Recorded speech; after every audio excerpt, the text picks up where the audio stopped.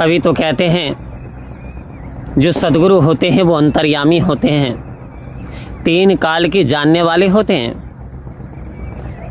वर्तमान की तो जानने वाले होते हैं, भूत भविष्य की भी जानने वाले होते हैं। तो कहा 3 काल है सत्य तू मिथ्या है संसार, घट घट वासी है प्रभु अविनाशी करतार, और दया से तेरी हों सभी भव सागर से पार। आओ संत महात्माओं, कह रहे हैं कि आखिर इस जीव का जन्म किस कारण हुआ, क्यों हुआ, क्यों मनुष्य का अवतरण हुआ, किस कारण से हुआ, और कैसे किस प्रकार से मोक्ष की प्राप्ति की जा सकती है, इस भवसागर को पार कैसे किया जा सकता है संत महात्माओं। तो कह रहे दया से तेरी हों सभी भवसागर से पार। अब दया बरसेगी कैसे, ये भी जानकारी का विषय है संत महात्माओं। क्योंकि एक नाव में एक मल्ला है और उसमें सवारियां बैठी हुई हैं। कुछ व्यक्ति जो दरिया है, जो नदी है, उसे स्वयं पार करना चाहते हैं। कहीं कहीं भंवर में भी फंस जाते हैं और भंवर में फंस करके अपने जीवन से हाथ धो बैठते हैं, अपने जीवन को गवा देते हैं, यानी डूब करके मर जाते हैं। तो संत महात्मा कह रहे हैं कुछ व्यक्ति ऐसे होते हैं, नाव का सहारा लेते हैं, नाव वाले पे विश्वास करते हैं, नाव में सवार हो जाते हैं, उस दरिया से पार हो जाते हैं, अपने मंजिल मकसूद की ओर बढ़ जाते हैं। और कुछ ऐसे होते हैं जो खुद पार करना चाहते हैं दरिया को, लेकिन कहीं ना कहीं भंवर में फंस करके डूब जाते हैं। जैसे एक बार नज़र गई मकान के अंदर तो देखा जाला ही जाला, जाला ही जाला, जाला ही जाला, लेकिन इस जाले को बुनने वाला कौन है।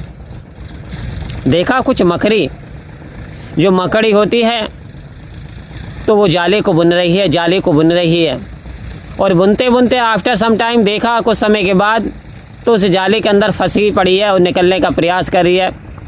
वो प्रयास करते करते छटपटाते छटपटाते अपने प्राणों को त्याग देती है, यानी जाले में फंस करके ही नष्ट हो जाती है। और संत महात्माओं, कहीं मेरा जीवन तो ऐसा नहीं हो रहा, कहीं मैंने भी कर्म को इतना ही प्रधानता तो नहीं दे दी, अपने आप को इतना सुपर डुपर तो नहीं मान लिया कि मैं कर्मों के बंधन में फंस करके मकड़ी के समान प्राणों को त्यागने जा रहा हूँ। क्यों, कहीं ये बात मैं भूल तो नहीं गया कि दांतों में फंस करके दाता ना भुला देना, ये जन्म अमूलक है, इसे यूँ ना गवा देना। आओ संत महात्माओं, अमूल्य जन्म है, हीरा जन्म है, हीरा जन्म जो तुझको मिला, ये लुटाने के काबिल नहीं, तेरा हर श्वास अनमोल मोती जो गंवाने के काबिल नहीं। ये तो हीरा जन्म मिला है, लेकिन कहीं मेरे से ये गलती तो नहीं हो रही, क्या मैं सतगुरु की नाव में सवार हो पाया हूँ, क्या जहाँ मुझे जाना है उस ब्रह्म की प्राप्ति मैंने कर ली है। यदि नहीं करी तो अभी भी समय है, अभी भी जाग जाएं, उठ जाग मुसाफिर, भोर भई अब रैन कहाँ जो सोवत है। कह रहे हैं जो सोवत है वो खोवत है, और जो जागत है वो पावत है। अर्थात इस जीवन में यदि मनुष्य के जीवन में हीरा जन्म भी मिल गया, यदि अभी भी हम गफलत की नींद में सोए हुए हैं, गफलत की नींद भी है संत महात्माओं, सोते रहते हैं। क्यों, किस कारण से, कि कल कर लूँगा, परसों कर लूँगा, अभी तो जवानी है, अभी जवानी में भक्ति कोई ज़रूरी थोड़ी है, बुढ़ापे में कर लूँगा। 4 धाम टहलिया ज़रूरी थोड़ी है सत्य की जानकारी हासिल करना। तो वास्तव में दुनियावी चीज़ें हासिल की, मुबारक है, आप इंजीनियर बने, डॉक्टर बने, वकील बने, टीचर बने, मुबारक है, आपने सरकारी जॉब भी मिल गई, मुबारक है, उपलब्धि प्राप्त करिए, मुबारक है, लोगों की सेवा करिए। लेकिन संत महात्मा कह रहे हैं यदि 4 चांद लग जाते, यदि औरत श्रृंगार कर लेती है, पुरुष कपड़े पहन लेता है, पुरुष अपना श्रृंगार कर लेता है, तो उसकी शोभा बढ़ जाती है। संत की शोभा कैसे बढ़ेगी, संत का श्रृंगार कैसे होगा। आओ संत महात्माओं, जानकारी का विषय है। श्रृंगार मेरा होगा यदि मेरे अंदर नम्रता आ गई, श्रृंगार संत का होता है यदि संत के अंदर सहनशीलता आ गई, श्रृंगार होता है यदि करुणा आ गई, श्रृंगार होता है यदि दया उपजने लगी।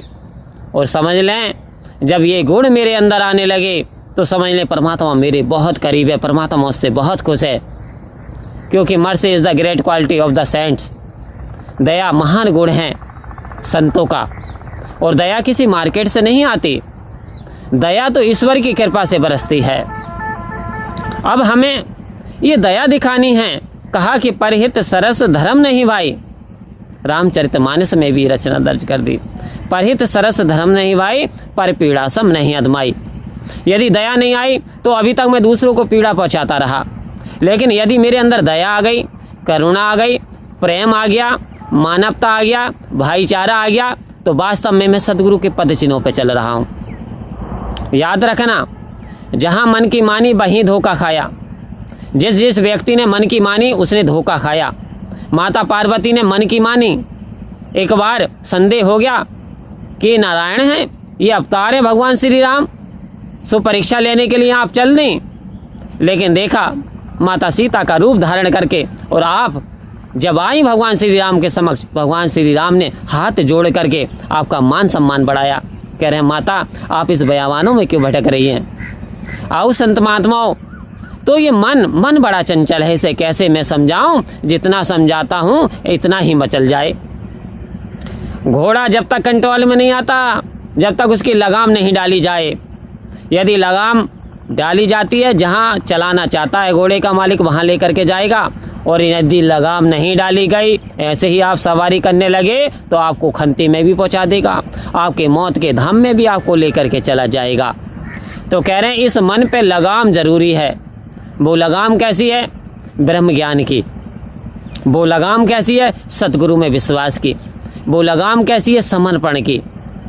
यदि ये लगाम मैंने डाल ली तो वास्तव में ये जो मन है वही करेगा जो आप चाहोगे, क्योंकि आपने इंद्रियों पे विजय प्राप्त कर ली।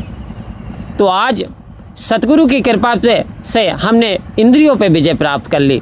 ये सतगुरु की कृपा है जो इस जीव आत्मा का कल्याण हो जाने वाला है, क्योंकि वादा करके राम भजन का जीव जगत में आया था। वादा तो किया था, लेकिन इस वादे को हम भूल जाते हैं। मिलने की तुम कोशिश करना, वादा कभी ना करना। वादा तो भूल जाता है। आओ संत महात्माओं, वादा तो टूट जाता है। तो ये वादा संसारिक वादा नहीं है, इसे तोड़ना नहीं है, मिलने की कोशिश करनी है। ट्राई टू मीट गॉड, हमें कोशिश करनी है ईश्वर से मिलने की। यदि कोशिश करेंगे, प्रयास करेंगे, आस्था करेंगे, विश्वास करेंगे तो एक दिन मिल भी जाएंगे। और आज तो सदगुरु मिला रहे हैं कि बंधन काट मिला दे राम, यही है सदगुरु की असली पहचान।